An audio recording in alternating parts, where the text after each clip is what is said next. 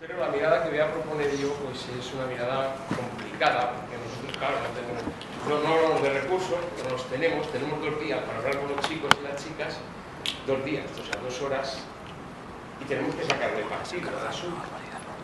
Y tenemos que sacarle partido al asunto, y aquí conecto con la invitación que me hizo Begoña, y mira, hace una reflexión sobre la interculturalidad y la importancia de la lucha contra la discriminación, en el sentido de que es difícil plantearse algo intercultural sin introducir esa perspectiva. Yo la voy a ampliar un poquito más, es decir, no simplemente la lucha contra la discriminación, sino la lucha contra la intolerancia. Vamos a ver los matices que hay con las palabras. Antes, Xavier, me parece que ha estado planteando todo el tema de las palabras, multiculturalidad, multiculturalismo y tal, interculturalidad, etc. Bueno, yo en ese mundo, pues hace ya muchos años, cuando llegó la eclosión terminológica, pues yo decía, bueno, ¿a dónde nos lleva todo esto? Pónganse de acuerdo. Claro, era un lío. Interculturalidad e interculturalismo, multiculturalidad o multiculturalismo, pluralidad o pluriculturalismo. Luego llega Merkel hace 3 meses y dice el multiculturalismo ha fracasado, y yo le digo, ¿el tuyo o el mío? Porque yo, por ejemplo, entiendo lo intercultural. Y además es un hecho. Entonces, generalmente de estos debates, digo, bueno, pues hay que fijarse mucho en las palabras. Por ejemplo, en los 90 tuvimos una pelea con la Real Academia de la Lengua tremenda, con el concepto de tolerancia. Yo abría el diccionario y tolerancia, sufrimiento, llevar con sacrificio, aceptar. Y decir, bueno, la Declaración de Principios de Tolerancia de la UNESCO pone fin a esa barbarie conceptual y habla de 3 dimensiones. Que por cierto se han dado a las compañeras y compañeros un cuadernillo sobre convivencia y tolerancia, y ahí al final veréis la Declaración de Principios de la UNESCO. No creo que sean tontos los de la UNESCO, de entrada. Llegaron estos señores y allá por el 95 dijeron, vamos a ponernos de acuerdo porque el mundo está globalizado, estamos viviendo una mundialización y no hay marcha atrás. Nos vamos a ir unos y otros de unos países, de otros países, las comunicaciones están viviendo una revolución, no tiene marcha atrás, vamos a tener relación en la diversidad religiosa, en la diversidad cultural, en la diversidad étnica, pero además en la diversidad de todos los sentidos, de orientación sexual, de todos los sentidos. Así que usemos un concepto que permita que no nos matemos los unos a los otros por el hecho religioso, ahí está la historia, por el hecho étnico, ahí está la historia, por el hecho nacional, pues ahí está la historia. Pongamos algo en pie. Entonces, un montón de sesudos de la UNESCO dijeron, vamos a sacar una declaración de principio de tolerancia. Y plantearon 3 dimensiones: respetar, aceptar y apreciar. Yo me acuerdo que por aquellas fechas, que ya andaba por ahí haciendo ruido, Le Pen, cuando le reprochábamos las organizaciones hermanas a la nuestra que no respetaban la diversidad, contestaba, sí, sí, yo respeto, por ejemplo, a los musulmanes, yo respeto a los musulmanes, pero en su tierra, que se vayan a la vida. Entonces, claro, la Declaración de Principios de Tolerancia decía, no, hay que respetar, hay que aceptar que se sienten aquí al lado, y hay que apreciar, algo bueno tendrán, o todo es malo. Y creo que hay que respetar, aceptar y apreciar, pues precisamente la diversidad humana. ¿Sobre qué base? Porque rápidamente salía Oriana Farachi, un montón de estos, del choque de las civilizaciones y demás, y decían, no, eso no es posible, porque, claro, el papel de la mujer en tal cultura, el papel del homosexual, etcétera, etcétera, la ablación del clítoris. ¿Quién está diciendo eso? Stop. ¿Quién está diciendo eso? Continuemos leyendo la Declaración de Principios. Respetar, aceptar, apreciar la diversidad humana, siendo esta la base de la defensa de la dignidad de las personas y la universalidad de los derechos humanos. Ah, paremos. Ya entramos en las raíces de las cosas. Claro, te vas a un sabio, te vas al este, que no era un tonto. Y él decía, lo acuñaba en una frase. Decía, es más difícil neutralizar un prejuicio que dividir un átomo. Él, que fue víctima de los prejuicios, y que hay una anécdota de la cual sacamos nosotros la frase para una campaña que seguro que la habréis visto por todos lados, que es solo una raza, la raza humana. Pues él, cuando se huía de los nazis, judío como era, llega a Estados Unidos, país de la libertad, y está en la aduana, el policía le dice, relléneme usted el papelito, y él va rellenando el papelito, sus datos, y hay al final una casilla que dice raza. Se queda el este mirándole al policía y le dijo la humana. ¿De qué me está usted hablando?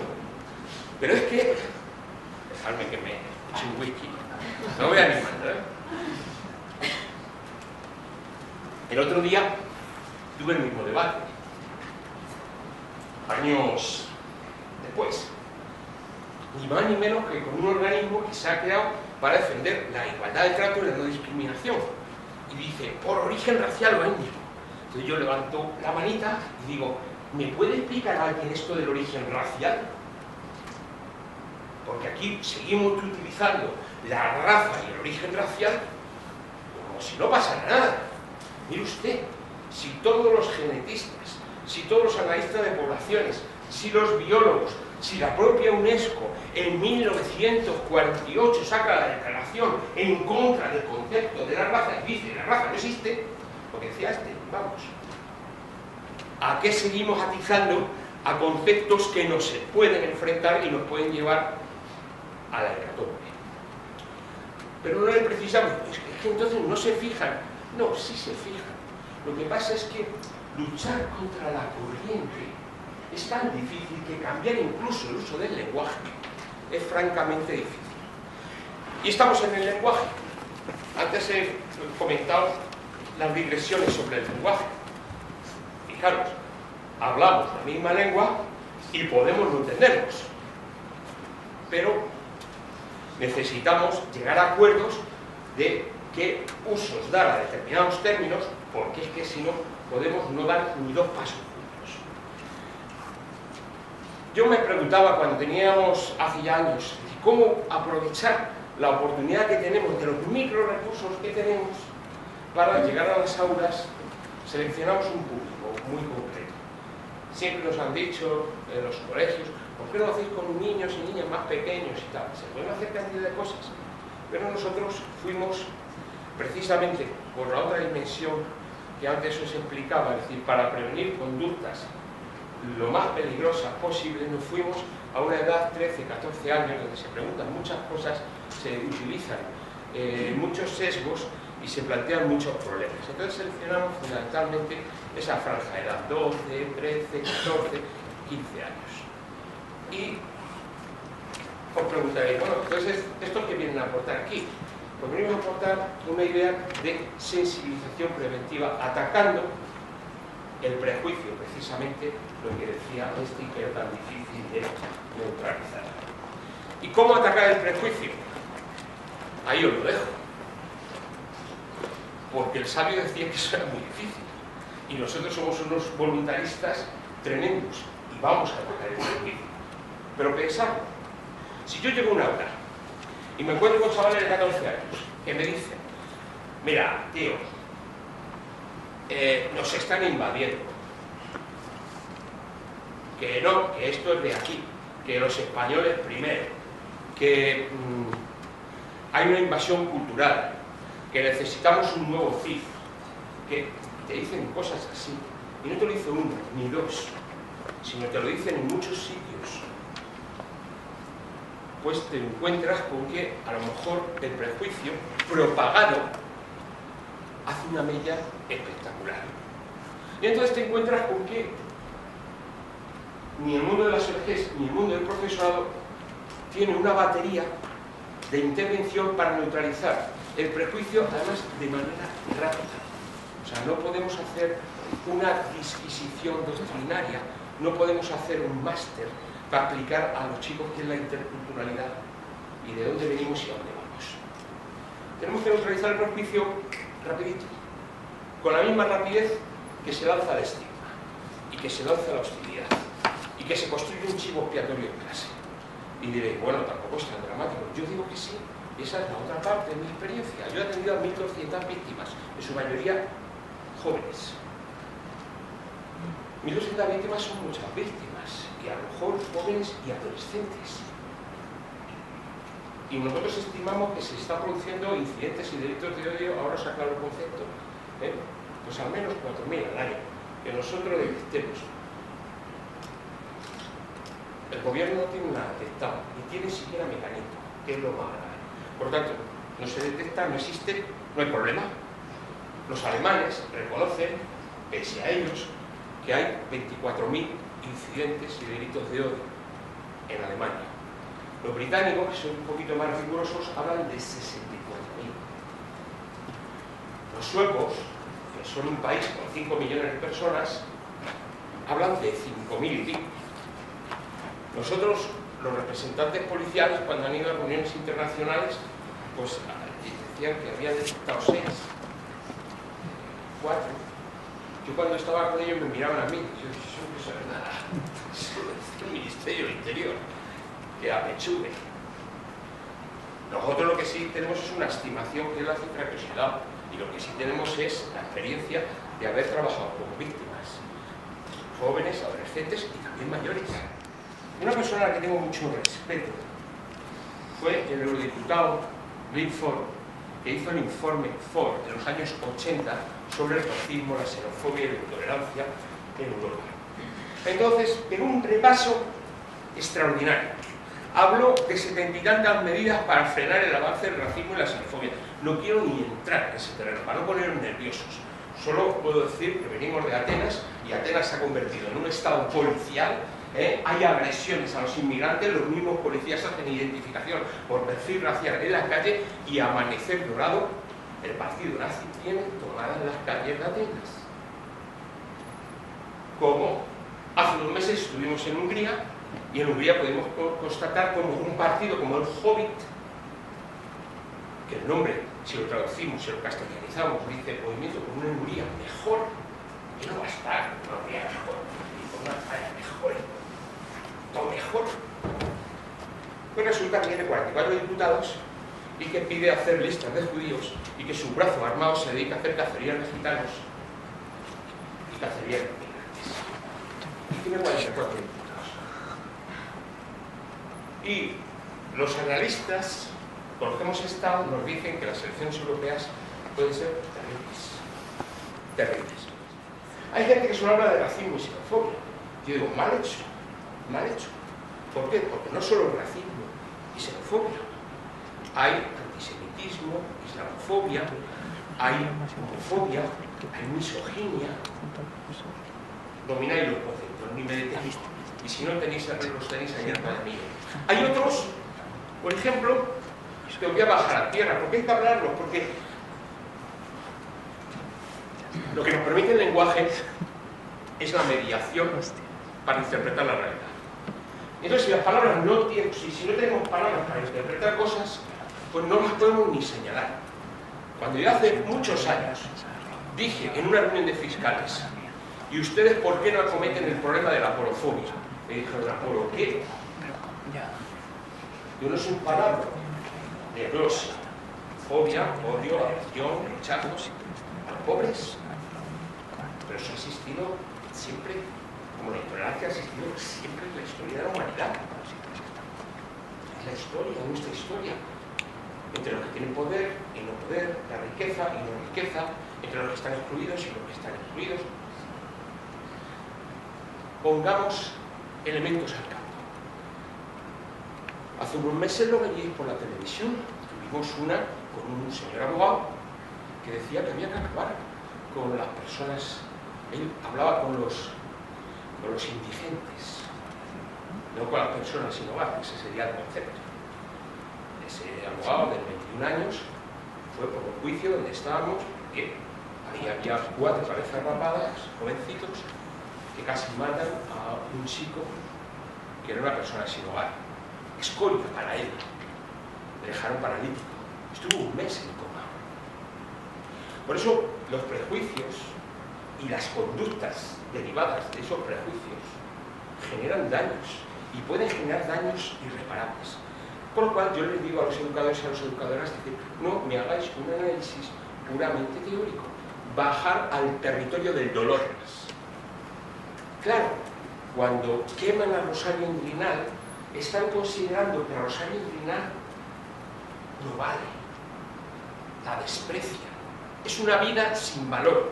Atención al concepto, una vida sin valor. Es un concepto nazi, eugenésico. Tenemos que mejorar la raza. Hay vidas que no tienen valor. Hay incluso subhumanos.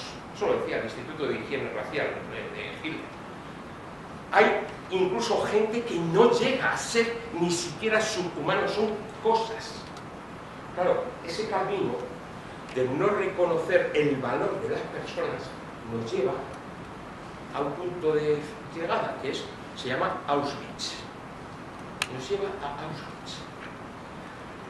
No, pero se volvieron locos. No se volvieron locos. Vamos a ver. Era un pueblo culto. Escuchaban a Wagner, que también tenía lo suyo, pero bueno, escuchaban a Wagner. Leían a Nietzsche. Tenían a Karl Marx como jurista. En fin, sabían. ¿Y qué le hace a un arquitecto y a un ingeniero ponerse a maquinar cómo reducen los costes económicos para llevar a millones de personas a los hornos crematorios, a las cámaras de gas, y utilizan ese conocimiento que han aprendido, que tendría que ser para construir casas, lo utilizan para construir vías de trenes, para que les salga más rápido, menos costes, etcétera? Porque gastarse en una bala era muy costoso. 11 millones, os digo que no. Que han desclasificado ahora mismo los archivos de Cruz Roja y va a ser un escándalo, ya lo anticipo. A partir del mes de noviembre, de finales de noviembre, se abre la veda a los investigadores. Pero los datos que tenemos ya encima de la mesa son 17 millones y medio de personas exterminadas. 17 millones y medio. Kilómetros de archivos que tenía Cruz Roja, que también manda tenerlo ahí cerradito hasta hoy. Hasta que... Por ciertas tensiones, yo creo que ha sido el factor este de la célula asesina que ha trastocado en Alemania el tema, y ha cogido la Merkel y ha sacado a la luz las conexiones que hay entre grupos neonazis y sectores policiales, y ha sacado a la luz todo esto, y bueno, y hay un lío cortado de 3 pares de narices, como lo hay en Noruega. Era un sujeto como el Breivik que dicen es un loco. No, es un fanático. No es un loco, es un fanático. Es una persona que ha ido a su escuela, que ha estudiado, que le han educado en valores, pero que tenía un mundo que era Internet. Y en Internet también tenía otro proceso de educación, mejor de socialización, pero de socialización antisocial. Y entonces tiene una decisión que es, porque ellos leen mucho, o sea, hay mucha gente que aquí lee mucho, ¿eh? Ojo, no os equivoquéis. Leen mucho. Eso de que son 4 locos y 4 tarados dando leña, para nada. Quitároslo de la cabeza. Leen hasta el punto de conocerse de pe a pa la resistencia al manual sin líder, metodologías de cómo chulear a un juez, a un fiscal o a una policía, o cómo fabricar bombas, armas y tal. Y eso te lo leen desde bien jovencitos. Porque a mí me vienen los padres no solo de las víctimas que han sido agredidas, sino de los victimarios, de los chicos que se han metido en esos grupos y de repente se encuentran en su casa, la habitación llena de siglas. Si yo pregunto por algunas siglas, algunos lo sabréis, os voy a poner una muy conocida.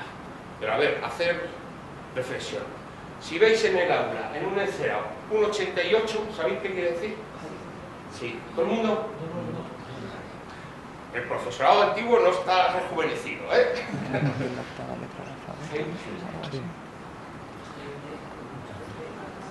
H.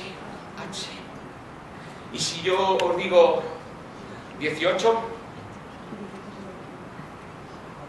Adolf Hitler, va por un camino. Y si os digo 14 meses,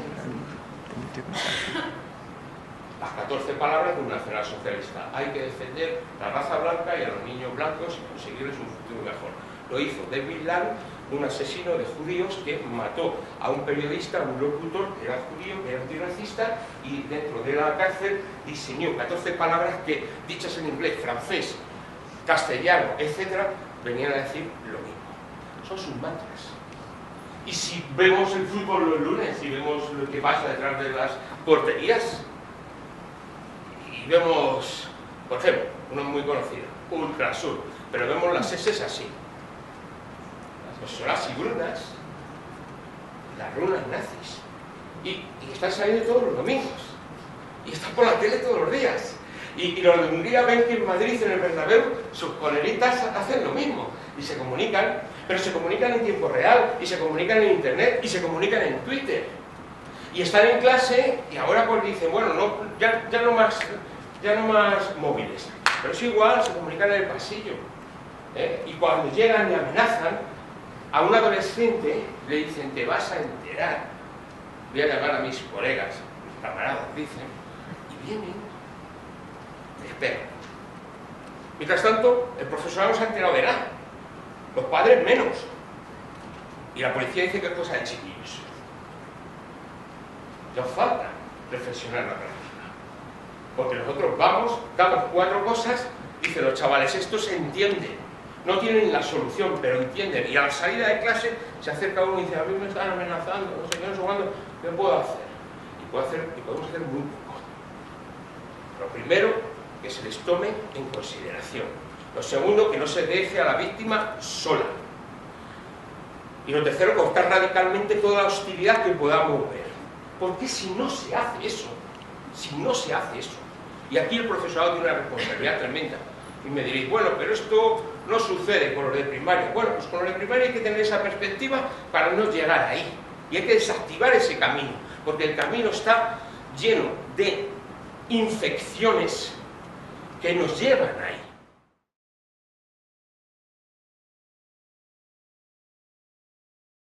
Dijeron, vamos a ponernos de acuerdo porque el mundo está globalizado. Estamos viviendo una mundialización y no hay marcha atrás. Nos vamos a ir unos y otros de unos países, de otros países, las comunicaciones están viviendo una revolución, no tiene marcha atrás. Vamos a tener relación en la diversidad religiosa, en la diversidad cultural, en la diversidad étnica, pero además en la diversidad de todos los sentidos, de orientación sexual, de todos los sentidos. Así que usemos un concepto que permita que no nos matemos los unos a los otros por el hecho religioso, ahí está la historia, por el hecho étnico, ahí está la historia, por el hecho nacional, ahí está la historia. Pongamos algo en pie. Entonces, un montón de sesudos de la UNESCO dijeron, vamos a sacar una declaración de principio de tolerancia. Y plantearon 3 dimensiones. Respetar, aceptar y apreciar. Yo me acuerdo que por aquellas fechas, que ya andaba por ahí haciendo ruido, Le Pen, cuando le reprochábamos las organizaciones hermanas a la nuestra, que no respetaba la diversidad, contestaba, sí, yo respeto, por ejemplo, a los musulmanes, yo respeto a los musulmanes, pero en su tierra, que se vayan al avión. Entonces, claro, la declaración de principios de tolerancia decía, no, hay que respetar, hay que aceptar que se sienten aquí al lado y hay que apreciar.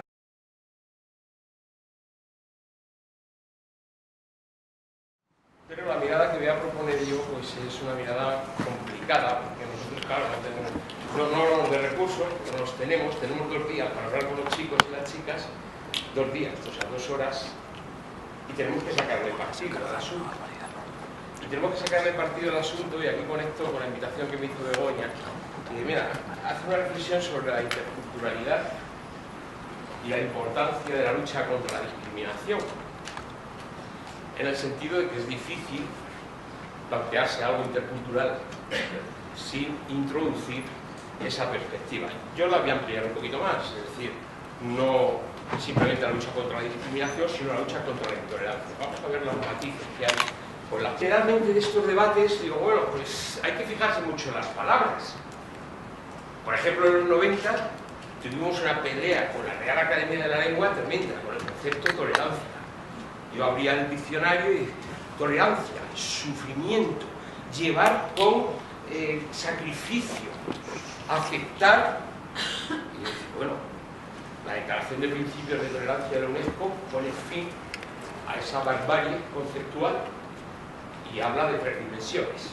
Que por cierto se han dado a las compañeras y compañeros un cuadernillo sobre convivencia y tolerancia, y ahí al final veréis la Declaración de Principios de la UNESCO. No creo que sean tontos de la UNESCO, de entrada.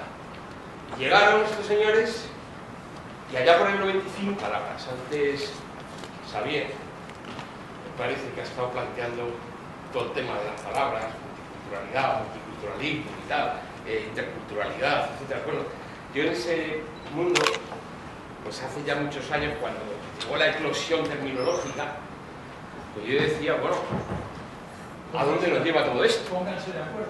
Claro, era un lío.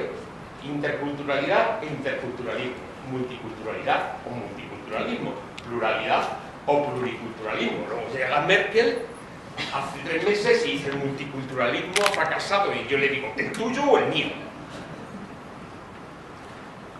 Porque yo, por ejemplo, entiendo lo intercultural y además es un hecho. Entonces,